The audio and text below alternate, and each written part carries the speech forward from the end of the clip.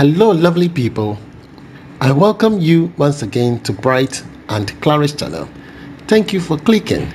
This is episode 55 on Mr. Bright project. So in your view is my ground floor plan. It's a 4-bedroom, a hall, kitchen, dining, kitchen store, kitchen terrace, and a front terrace. And this is the first floor. I decided to go for an apartment, 2-unit, 2-bedroom, all en suite. Okay, very unique. There's always a twist to it. You can design it the way you want. So take a clue from mine and have it remodified the way you want it. I like the coping at the top. You know, that small thing running at the top, that kind of, is it purple color? Yes. Okay, I like that. But I'm going to have a slight twist to it when I'm completing on the coping. Okay, there are various type of coping and you can decide which design that you want. So what you see now is we are forming a gutter after the canopy. Okay, yes, we are forming a gutter with concrete. Okay, some people will just use blocks. They will just lay blocks on the left and then on the right, and then the middle will be the gutter. Okay, but I decided to do it differently. Now, previously in episode 54, the total expenditure there was 139,266. Yes, and now I have to buy some few things in order to go forward. Item one is cement. About 25 bags of cement. I'm using 32.5 R instead of 42.5 R.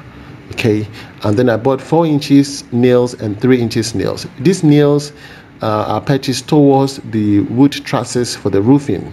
Okay, so that's the purpose of the nail. And then I bought water, 250 Ghana cedis. Okay, I bought another set of cement, which is 5 bags only. Okay, and then I bought item 13. Item 13 means food for the artisans. Yes, and because they were working, they were not ready to take money from me. I could just not watch them like that. So I provided food, water, and then also sometimes I give them transport. That I don't want to incorporate as an estimate. You understand? Yes. So whatever I purchase in terms of items for the project, I have to put it there. So my total expenditure is now 143,640 Ghana cedis. 143,000. Okay, that is how much I've spent so far from the slab all the way to the canopy. This is how much I have spent so far. Is that not beautiful and lovely? So here, this area I want to use for the store. So this is the main road side where he's standing and taking the shot is from the main road. You understand? So he's standing on another man's plot. This is my back. Okay, this is the back of the building. Okay, yes. Sometimes I feel as though my windows not too big, but yeah, they are quite big. Sometimes the camera is a bit deceiving. If I widen the windows too big, it's gonna consume the entire room though. But yeah, the windows are quite okay. The windows are not symmetrical because the ground floor layout is different from that of the first floor. So in most cases, if you're building a 2-bedroom apartment from the ground floor all the way to the top, it means that the windows should be symmetrical. They should, from the ground floor and the top floor, should be linear. You understand? It's very, very important.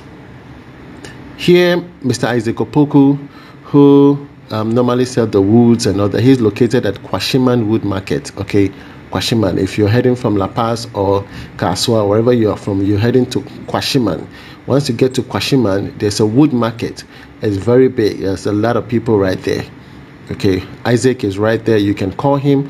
He'll meet you, take you to the office, and you'll see what he does over there. You can compare prices, and if you're comfortable, you contact him. So what he's doing now is he took my wood to the sawmill to cut them. What I did was that for me, instead of buying 2x4, 2x3, 2x2 for my roof trusses, I bought a 2x6. 2x6 is huge. We call it a beam plate. So in this 2x6 beam plate, you can cut it and have your 2x4 and have your 2x3 and have your 2x2. So if I have a 2x6, meaning that in 2x6, if I divide it into 3, I'll get 2x2. You understand? I'll get 2x2. Now, if I have a 2x6, I can get one 2x4 and one 2x2. You understand? So invariably, if you go to the market to buy a 2x2, they will sell the 2x2 to you at a different rate, and then a 2x3 at a different rate, and a 2x4 at a different rate. So, but if you buy a 2x6 and you cut it into the various, component, it's cheaper than you buying them separately. You understand? So take a clue from that. Always make sure you bargain. A 2x6, sometimes 110 Ghana cedis, 120 or 100 Ghana cedis, depending on your location. So if it's 100 Ghana cedis, try to bargain down to about 90 or 95, because the sawmill guy will charge you maybe one Ghana cedis for cutting. You understand? So just take a clue from that. Okay, so now they delivered my wood trusses. All of them, I paid 16,250 for the roof trusses, including the ceiling noggins. Some people call it ceiling bottoms. Okay, those are ceiling noggins. So the wood trusses and the ceiling noggins, all delivered, including my door frames. I used the type of wood is Dahoma. Okay, Dahoma is a strong wood. Bugs are not able to eat it, so Dahoma. Okay, if you don't apply the chemical to it, they will still be okay. And the type of chemical they apply to it is dustband. Dustband, I bought 2 bottles of dustband. Some are going for 60 Ghana cedis or 50 Ghana cedis, depending on the location. Okay, they mix it with water and then they spray it on the wood. Okay, this prevents bugs from eating up your wood. All right, so back again at the rooftop, the canopy or the rain gutter formation casting already done. Now I have to do the gutters on the left side and then on the right hand side. Once that is done, we will start laying our blocks. You understand? It is very, very important. And working here is very difficult because you have to maneuver through all those small areas. For me, sometimes I'm really afraid of height. These guys are really good. They're able to go through all this without any safety.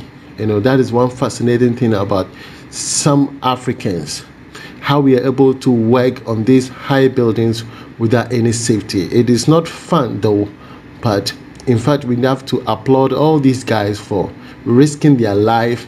They don't have any risk allowances. Okay, their wages are extremely small and we are still bargaining, and yet we don't consider those areas. Sometimes when we are paying these artisans, we should consider, especially when they are working on a height. Okay, if it's a ground floor, that is fine, but once they are working at a height, we need to consider and pay them well. If you add 10 cedis or 20 cedis, it won't do you anything. And I know some people like Mr. James, whom we are building for, okay, Madam Adam, and other people that I know. When artisans work for them, they dash them something, they give them extra bonuses, and I think that is worthy, and God will richly bless them. You understand? Always remember, working at a height is dangerous.